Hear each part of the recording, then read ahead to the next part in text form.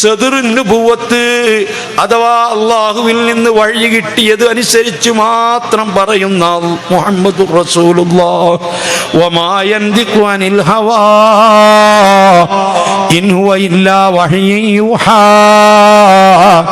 അല്ലമഹു ശദീദുൽ ഖുവാ ذو مرة فاستوى. അള്ളാഹുവിൽ നിന്ന് സന്ദേശം കിട്ടിയിട്ട് മാത്രം പറയുന്ന മുത്തുനബി അള്ളാഹുവിനെ തൃപ്തിപ്പെടുത്താൻ ആവശ്യമായ കാര്യങ്ങൾ പറയുന്ന കൂട്ടത്തിൽ പറയുന്നു, ഖദ് അളല്ലക്കും ശഹ്റുൻ അദീം, വളരെ മഹത്തായ മാസമാ നിങ്ങൾക്ക് സമാഗതമായിരിക്കുന്നത്. ആ മാസം ശഹ്റുൻ മുബാറക്കുൻ, വലിയ ബറക്കത്തുള്ള മാസമാ, ഗുണങ്ങൾ അധികരിച്ച മാസമാ. മാത്രമല്ല ആദ്യത്തെ 10 നാളുകളിൽ റഹ്മത്ത് അല്ലാഹു ചൊരിയുന്ന മാസമാ. മറ്റു മാസങ്ങളിൽ കൊടുക്കുന്നതിനേക്കാൾ 70 ഇരട്ടി കൂടുതൽ റഹ്മത്ത് ചൊരിയുന്ന മാസമാ. മറ്റു മാസങ്ങളിൽ അല്ലാഹു തആല മഗ്ഫിറത്ത് കൊടുക്കുന്നതിനേക്കാൾ ഇരട്ടിക്കിരട്ടി ഇരട്ടി ഇരട്ടി മഗ്ഫിറത്ത് കൊടുക്കുന്ന 10 ദിവസങ്ങളാണ്. അതേ നരകത്തിൽ നിന്ന് മോചനം നൽകുന്ന 10 ദിവസങ്ങളാണ്. ഇതെല്ലാം നബി സല്ലല്ലാഹു അലൈഹി വസല്ലമ തങ്ങൾ പറയുന്നു. അല്ലാഹു തആലാന്റെ പ്രതിനിധിയായിട്ട് തങ്ങൾ പറയുകയാണ്, ജഅലല്ലാഹു സിയാമഹു ഫരീള, ആ മാസത്തിലെ നോമ്പല്ല നിർബന്ധമാക്കിയതാണ്. ആ മാസത്തിലെ നിസ്കാരം മുത്തുനബിയുടെ ഐച്ഛികമാണ്, സുന്നത്താണ്.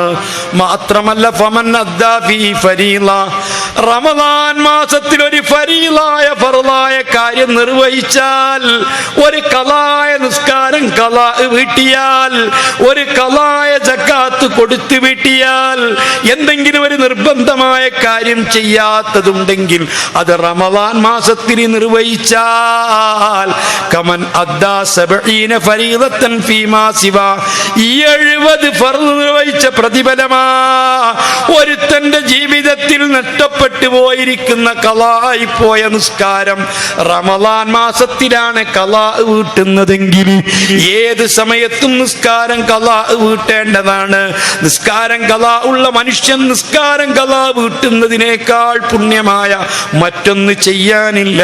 അവൻ വെറുതെ ഇരിക്കൽ ഹറാമാണ്, അവൻ സംസാരിക്കൽ ഹറാമാണ്, അവൻ മറ്റു സുന്നത്തുകൾ ചെയ്യൽ ഹറാമാണ്. അവൻ നിർബന്ധമായ നിസ്കാരം ഖളാ വീട്ടുകയാണ് വേണ്ടത്.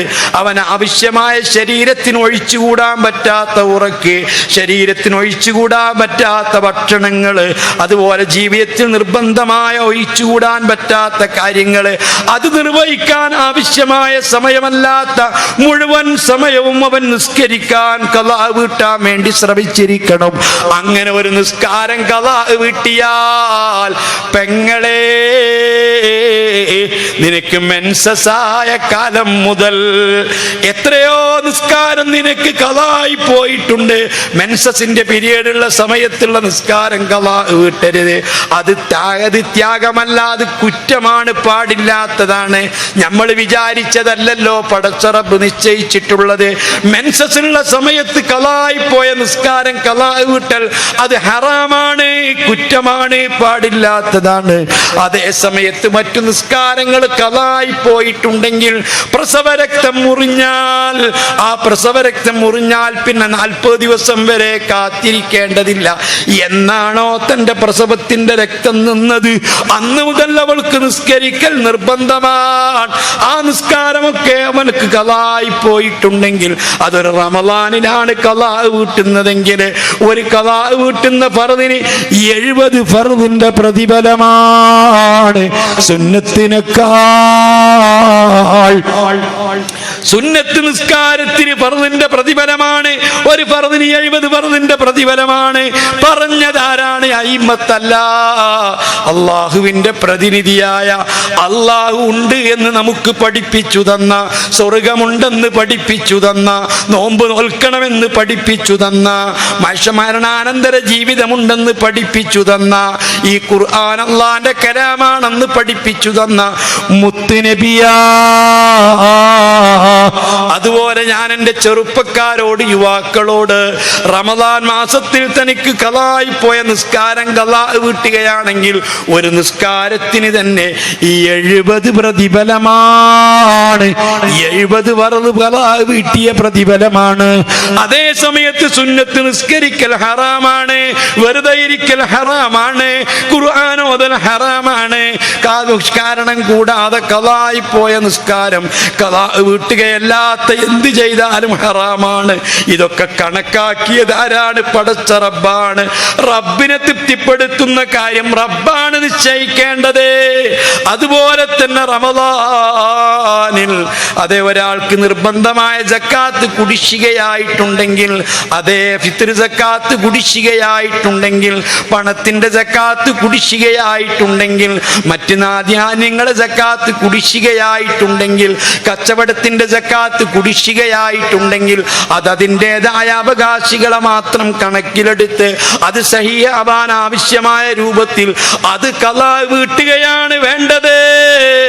അതിനോളം പുണ്യം മറ്റൊരു കാര്യത്തിനില്ല എന്ന് പഠിപ്പിച്ചത് മുത്തുനബിയാണ്. അതേ, അള്ളാഹുവിനെ തൃപ്തിപ്പെടുത്തുന്ന കാര്യം ഏതാണ് എന്ന് പഠിപ്പിക്കേണ്ടത് മുത്തുനബിയാണ്. അള്ളാഹുവിന്റെ റസൂൽ അത് പഠിപ്പിച്ചിരിക്കുകയാണ്. ഓ സഹോദരാ, റവാത്തിബ് സുന്നത്ത് നിസ്കാരങ്ങളും തറാവീഹുമായിട്ട് ഏറ്റവും പുണ്യം റവാത്തിബാണ്. അത് കഴിഞ്ഞാൽ പിന്നെയാണ് റവാത്തിബിന് തറാവീഹിന് സ്ഥാനമുള്ളത്. അതേ സമയത്ത് തറാവീഹ് ഉപേക്ഷിക്കരുത്, മറ്റു സുന്നത്തുകൾ ഉപേക്ഷിക്കരുത്. പക്ഷേ നിർബന്ധമായ കാര്യങ്ങളൊക്കെ ഖളാ വീട്ടിയിരിക്കണം. ഇങ്ങനെ അള്ളാഹുവിനെ തൃപ്തിപ്പെടുത്തുന്ന കാര്യങ്ങൾ നമ്മൾ ചെയ്യണം. ഇതിനെല്ലാം ഉപരി ആദ്യം അറിവ് പഠിക്കണം. ഏതാണ് അള്ളാഹുവിന് തൃപ്തിയുള്ളത്, ഏതാണ് റബ്ബിന്റെ തൃപ്തി കിട്ടാൻ ഏറ്റവും നല്ലത് എന്നാദ്യം പഠിച്ചിരിക്കണം. അതുകൊണ്ട് റമദാനിലെ ക്ലാസ്സുകൾ നടക്കുമ്പോൾ, ഉമ്മമാർക്ക് ക്ലാസ്സുകൾ നടക്കുമ്പോൾ, ഉപ്പമാർക്ക് ക്ലാസ്സുകൾ നടക്കുമ്പോൾ, ഉറുദികൾ നടക്കുമ്പോൾ, വിശുദ്ധ ഖുർആനെ കുറിച്ച് പഠനം നടക്കുമ്പോൾ അത് പഠിക്കുന്നതിനോളം, അത് കേൾക്കുന്നതിനോളം, അതിൽ സംബന്ധിക്കുന്നതിനോളം ഒരു പുണ്യമായ അമല് നമുക്ക് ചെയ്യാനില്ല. ഞാൻ നിർത്തി, സമയം അധികരിച്ചത് കൊണ്ട്. അലം യഇനി ലില്ലദീന ആമനൂ അൻ തഖ്ശഅ ഖുലൂബുഹും ലിദിക്രില്ലാഹ്.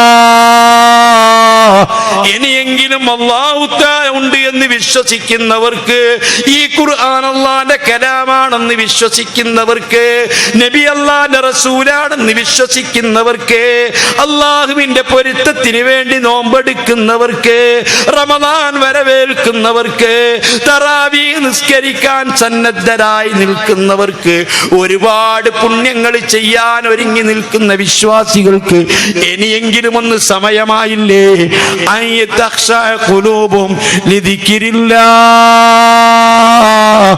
അല്ലാഹുവിനെ ഓർക്കാൻ, അവനെ തൃപ്തിപ്പെടുത്താൻ, അവന് തൃപ്തിയുള്ള കാര്യങ്ങൾ ചെയ്തിട്ട് ഹൃദയങ്ങളൊന്ന് ശുദ്ധിയാവാൻ, ഹൃദയങ്ങളൊന്ന് ഭക്തിയാവാൻ, ഒന്ന് വിനയത്തോടുകൂടി ജീവിക്കാൻ ഇനിയും നിങ്ങൾക്ക് സമയമായില്ലേ? അല്ലാഹു ഇറക്കിയ ഹക്ക് നിങ്ങൾക്ക് വിശ്വസിക്കാനും അതിന് നിങ്ങൾക്ക് കീഴ്പ്പെടാനും മോനെ. അതുകൊണ്ടാണ് ഞാൻ നേരത്തെ ഓർമ്മപ്പെടുത്തിയത്, ജുമുഅ നിസ്കാരം എന്ന് പറഞ്ഞ 2 റക്അത്താണ്. 4 റക്അത്ത് ദുഹറിനേക്കാൾ പുണ്യം 2 റക്അത്ത് ജുമുഅക്കാണ്. പക്ഷെ അതിനാവശ്യമായ ഷർത്തുകളും ഫർളുകളും ചിട്ടകളും അഇമ്മത്ത് പഠിപ്പിച്ചിട്ടുണ്ട്, മുത്തുനബി പഠിപ്പിച്ചിട്ടുണ്ട്, ഇമാമിയങ്ങൾ എഴുതി വെച്ചിട്ടുണ്ട്. അതെല്ലാം കൃത്യമായിട്ടൊന്ന് മനസ്സിലാക്കണ്ടേ? വിവരമുള്ള ആലിമീങ്ങൾ പറയുന്നത് കേൾക്കണ്ടേ? ആലിമീങ്ങൾ പറയുന്നത് സ്വീകരിക്കണ്ടേ? ഒരു ആലിമും തർക്കമില്ലാതെ സർവാംഗീകാരത്തോടുകൂടി പണ്ഡിതന്മാര് പറയുന്നത് കേൾക്കണ്ടേ? അതനുസരിച്ചുകൊണ്ട് ജുമുഅ നടത്തണ്ടേ?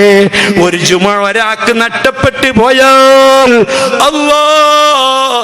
എത്ര അവൻ ധർമ്മം കൊടുത്തിട്ട് കാര്യമുണ്ടോ? നാട് മുഴുവനും പള്ളി വെച്ചിട്ട് കാര്യമുണ്ടോ? മറ്റുള്ള ഇബാദത്തുകൾ ചെയ്തിട്ട് കാര്യമുണ്ടോ? ആരോടാണ് ഇതൊക്കെ പറയുന്നത്? നിന്റെ അഹങ്കാരങ്ങളും നിന്റെ ധിക്കാരങ്ങളും വിചാരങ്ങളും ബഹുമാനപ്പെട്ട മഹാനായ അഷ്റഫുൽ ഖൽഖ് തങ്ങൾ പറഞ്ഞ ഖുർആൻ ഇറങ്ങിയ അതൊക്കെ ഒന്ന് ഉൾക്കൊണ്ട് ജീവിക്കാൻ ഇനിയെങ്കിലും സമയമായില്ലേ?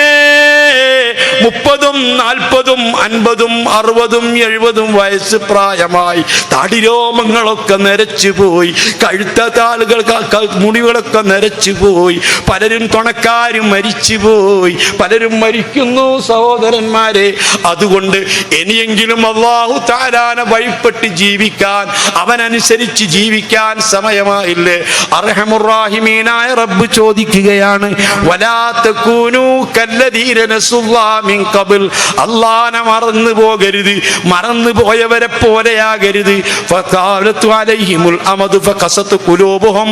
അതേ മുൻകാലത്ത് കിതാബുകൾ നൽകപ്പെട്ട ആളുകളുടെ അവരെ പണ്ഡിതന്മാർ ഉപദേശങ്ങളൊക്കെ അവർ മറന്നുപോയി, ഉപദേശങ്ങൾ അവർ തിരസ്കരിച്ചു പോയി, അങ്ങനെ അവരെ കൽബുകൾ കടിത്തുപോയി. അതുപോലെ നിങ്ങളാവരുത്. അല്ലാഹുവിന് വഴിപ്പെട്ട് ജീവിക്കുക, അവന്റെ തൃപ്തി സമ്പാദിക്കുക, അവന്റെ തൃപ്തിയോടുകൂടി ജീവിച്ച് മരിക്കുക, അതിനു വേണ്ടിയിട്ട് പ്രവർത്തിക്കുക. ഇതെല്ലാം പറയാൻ, കേൾക്കാൻ, സംഘടിപ്പിക്കാൻ അല്ലാഹു നമുക്ക് തൗഫീഖ് തന്നതുപോലെ ഉൾക്കൊണ്ട് ജീവിക്കാൻ അല്ലാഹു തൗഫീഖ് തരട്ടെ. നമ്മുടെ കൽബ് അല്ലാഹു നന്നാക്കി തരട്ടെ. അല്ലാഹു